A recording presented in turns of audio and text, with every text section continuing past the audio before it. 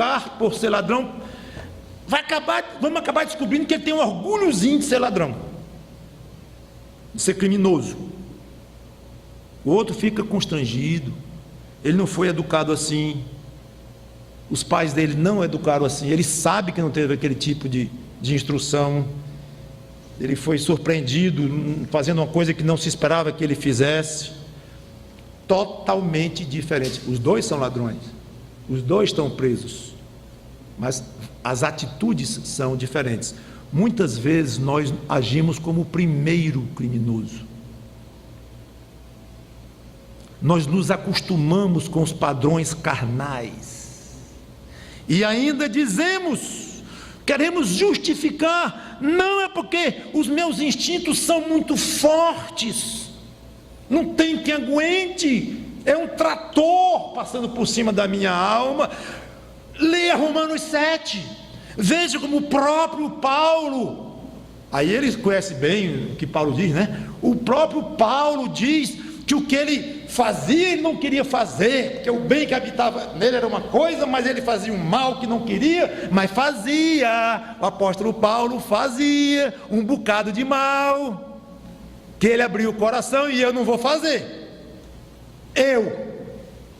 Se o próprio apóstolo Paulo não conseguia, imagina eu. E por ele vai, igual o ladrão, que absurdamente fica se justificando, ainda se acha o máximo, porque está na mídia. Oi mamãe, tu me viu? Viu preso, algemado, mas estava na televisão, né? É estranho isso, mas o diabo é tão sagaz, o mesmo diabo que convence um ladrão de que ele faz muito bem em ser ladrão, que ele é vítima de uma sociedade perversa, e não mais do que isso, o mesmo diabo convence o crente que não é para ter tanta vergonha do pecado, não é para ficar tão constrangido, não. Que exagero, isso é coisa de pastor, de pregador, esse radicalismo todo. Afinal de contas eu sou um crente comum, um crente que custou a vida do Filho de Deus, que custou o sangue de Jesus Cristo. Você pode se chamar de um crente comum? Isso é desrespeito, não a você, que também é, mas deixa para lá, desrespeito ao próprio valor da vida do unigênito Filho de Deus, do Senhor Jesus Cristo. Não tem crente comum, não. Todo crente custou a vida de Cristo. Deveríamos fazer como o segundo. Pecado de novo, encabulado, sem poder olhar nem para o irmão, quanto mais para Deus. Eu fazendo isso de novo, está errado. Que vergonha para o meu Pai Celestial, que vergonha para o meu Salvador, que vergonha para os meus irmãos em Cristo.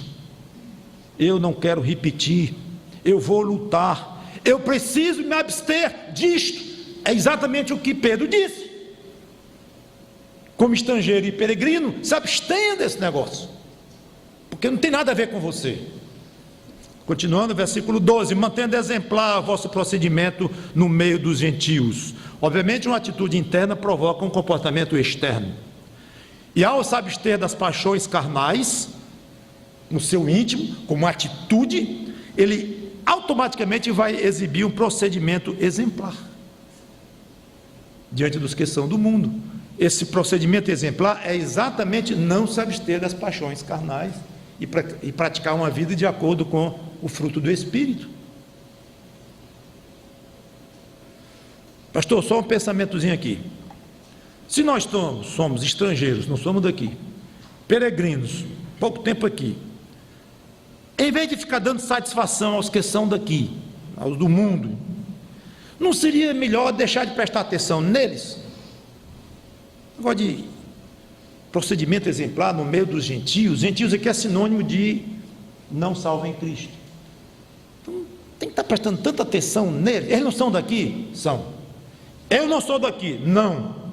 Pois deixa eles lá e nós cá. Não funciona.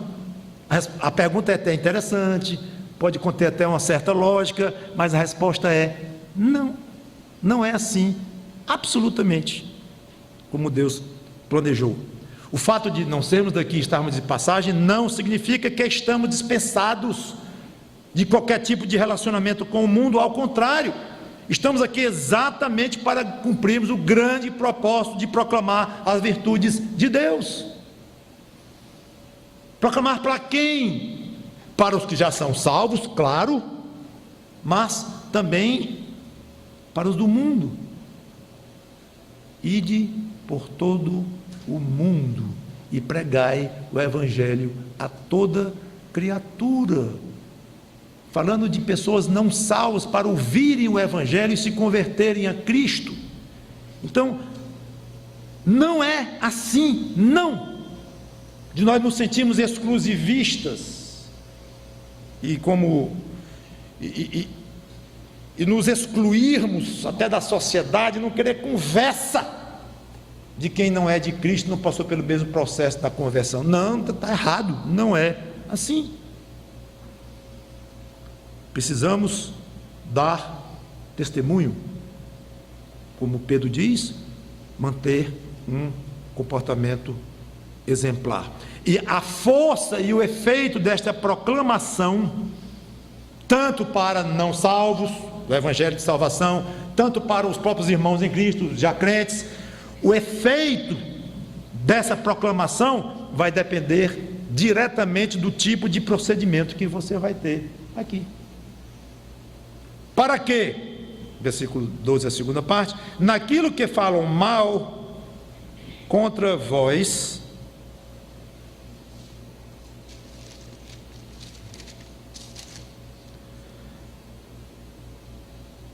como de malfeitores, observando-os em vossas boas obras, glorifiquem a Deus no dia da visitação. 2 pontos aqui. Primeiro, o mundo fala mal dos salvos. Fala mal dizendo o quê? Que são malfeitores. Eu fui no original, no grego, olhar o que quer dizer essa palavra malfeitores. E a tradução é perfeita. É exatamente o que tem lá, literalmente. Fazer mal. A junção das duas palavras no original dá exatamente essa palavra aqui no português, malfeitor. É alguém que faz o mal. Só isso. Naquela época, os crentes eram acusados de imoralidade por causa do ágape, que era aquela festa do amor, que era a ceia, mas que tomou o nome de festa do amor. E uns chamavam os outros de irmãos. Aí os de fora diziam assim: é imoralidade só ali, é um tal de uma festa de amor, todo mundo se chamando irmão, não tem fronteiras, e diziam horrores do comportamento moral, sexual dos crentes, deturpando tudo, termos cristãos, eles deturpavam, acusavam de subversão à ordem, canibalismos. Agora imagine de onde ele tirou isso: comendo o corpo de Cristo e bebendo o sangue de Cristo. Eles são canibais, porque eles comem gente.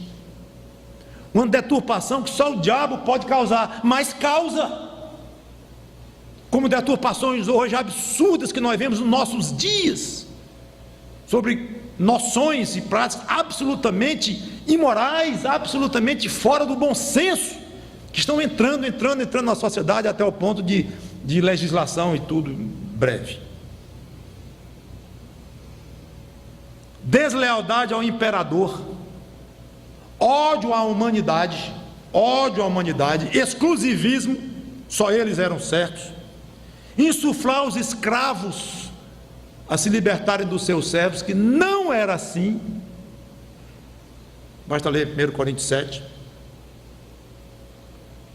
Ateísmo, mas os crentes não adoram a Deus, mas um Deus só. Quem adora a Deus de vergonha, adora uns 15, ou seja, idolatria.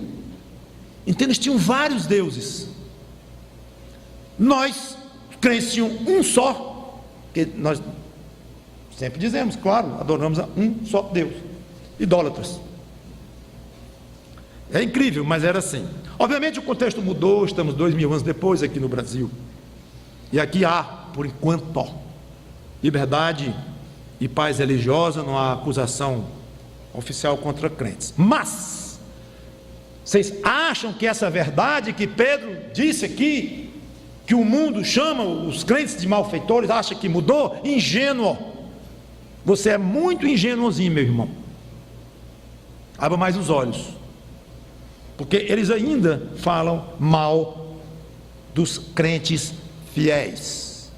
Não estou falando dos evangélicos, porque evangélico hoje constitui uma massa de gente de todo jeito, do pior charlatão ao crente mais fiel, envolve tudo. Então evite o nome evangélico quando você se identificar em termos espirituais / religiosos. Eu pessoalmente digo, eu sou crente. É uma palavra que pouca gente usa ainda, graças a Deus. Então é uma palavra que ainda pode ser usada com mais propriedade e que causa, eu noto claramente que causa uma certa estranheza. Quando eu digo, sou crente. Porque eu sou evangélico. O senhor é evangélico, né? Sou crente. E fica em cima. E obviamente não vou ter a oportunidade de dizer para toda pessoa, fazer um discurso sobre o que é hoje o tal evangelho. Mas pelo menos fica ali. Evangélico, não. Então cuidado com o termo evangélico, porque você está identificado com verdadeiros empresários da fé, bilionários com jatinhos particulares, lobos vestidos de cordeiro e mal vestidos. Porque o mundo anda tão ruim que praticamente não precisa mais uma boa fantasia. Pinta de branco e diz, sou cordeiro. Aí é mesmo. A ingenuidade está tão grande, a cegueira está tão grande, que é a cara de um lobo. Mas basta um jeitinho lá para dizer que é ovelha. Antigamente até talvez precisasse uma fantasia melhor, era mais sutil. Hoje é evidente. Pessoas com o mínimo de bom senso olham e dizem, como é que isso vem de Deus? Mas milhões seguem e dão bilhões para eles. Então, são evangélicos. E eu vou dizer que sou evangélico? Nunca. Crente. O mundo continua falando mal do crente. No Brasil não se fala mais mal de evangélico, mas se fala mal do crente fiel. Sabe o que vai dizer? Que ele é radical. Vai dizer que ele não tem amor. Vai dizer que ele é odiento, que ele tem ódio no coração dele, tem raiva da humanidade. Nesse ponto, a mesma coisa que diziam dos crentes 2000 anos atrás. Não são todos os pontos, mas alguns são, porque é o mesmo diabo e o mesmo Deus. Nessa luta, fanatismo, incoerência. Nós falamos em Jesus, falamos em amor e não amamos coisa nenhuma. Não concordamos com nada, não concordamos com as tendências da sociedade civilizada e instruída como a de hoje, que deve ser mais aberta, mais liberal, politicamente correta. Então nós somos fechados.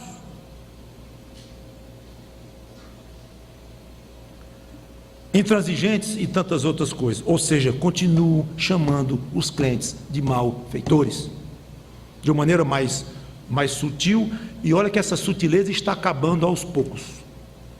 Vejam bem, muito brevemente nós vamos ter crentes sendo não só chamados de malfeitores, mas sendo hostilizados abertamente, talvez enquadrados numa lei, ou em leis que podem surgir a qualquer momento.